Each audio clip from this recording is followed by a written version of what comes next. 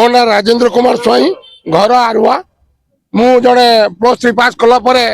जैसे बेकारी हली चाष को निर्भर कली एवं भद्रक बालेश्वर समवाय समिति 1 लाख कृषि ऋण आनी एवर्ष 2025-26 चाष करी मोर टोकन 140 क्विंटाल आसी जे कि 140 क्विंटाल जो 16 तारीख टोकन जनवरी 16 तारीख टोकन पाई किंतु आज पर्यंत मु 8 दिन है मंडी की आसी अस्तव्यस्त हो पड़े किंतु मोर धान किणा जा पार नहीं जे कि मंदिर जो अवस्था जे कि 30,000 बस्ता कांडी होती मिलर जे कि धान गोटे बस्ता उठाऊ नहीं आम करूँ कौन बर्तमान बालेश्वर भद्रक समवाय समिति आम नोटिस लगे कृषि ऋण सुझापी किंतु आम पाखे बर्तमान हल कर जो ट्राक्टर भड़ा पैसा दवाई ना मेसीन वाला भी मागुच पैसा दवाई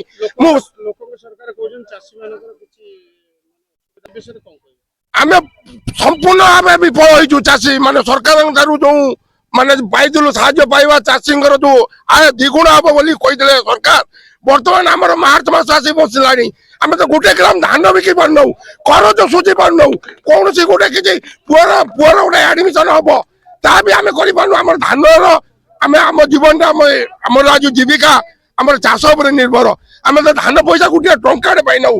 आप देखिए चलतु घरे मोर 200 बस्ता धान रही मंडी भी धान पड़ी किंतु मोर धान आज पर्यंत भी मु टंका माने साहाय्य पाई नहीं सरकार को आम जे सरकार कही आसंता वर्ष आम सुरखुर धान देलु एवर्ष जदि सरकार चाहते आम धान आम मंडी मिलर जो टाउन नीति सल्व कर दिंते आम धान गंडे पाइले आम धान प्राप्त पाई जातु धान दे दिंतु आमर जो परिस्थिति बर्तमान मु लक्ष्मीनारायण स्वामी गोष्ठी की धान विक्रय करने आसले आमर सेक्रेटरी आउ सभापति और संपादक आमको धान नौ ना मु बहु लोन ले गस्त सोसाइटी आनी गाँव किसी हाथ उधारी दार करी सौदा भी मोर बाकी आसूची मु जन हार्ट पेसेंट डायबिटीज लोक एवं मोर हार्ट ऑपरेशन करने कटक जावाई मोर पैसा ना ईसीजी इको एवं अन्य परीक्षा करने मो पाखे पैसा ना मु धान बिकिले मोर पैसा हेले मु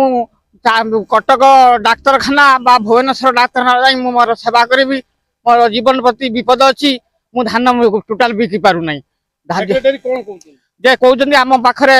टार्गेट नाही वर्तमान मिल आम पाखर धान नौ ना 100 बस्ता धान आम भी उपलब्धि करुँ आम गोडाउन स्टॉक अच्छी मिल पठौ ना गाड़ी से धान जा पारनी आम धान देले आम जीवन को बंचेबू एवं लोक मान जो